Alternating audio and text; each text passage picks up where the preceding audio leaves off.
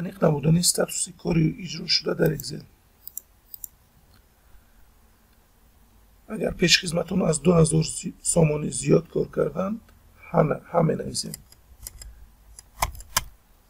لیکن کم کار کردند نمی نویسیم. لیکن به فرمولا این کمتر دشوار است. برای این ما فرمولای یسلی رو استفاده میبریم. می نویسیم برابر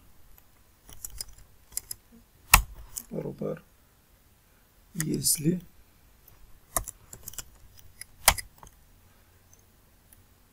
حجره فایده رو انتخاب میکنیم. بعد اشاره کلان برابر رو می نویسیم 2000 سامانی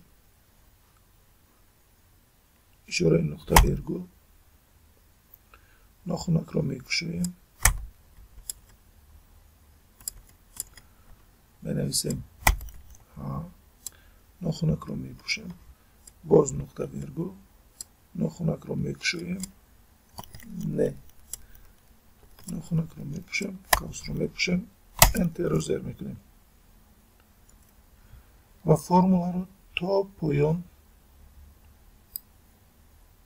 استاید میکنیم، کپی استاید میکنیم. در اینجا کارگرانی که از 2000 سامان زیاد کار کردند ها می نویسد، از 2000 سامان پست باشد نمی نویسد.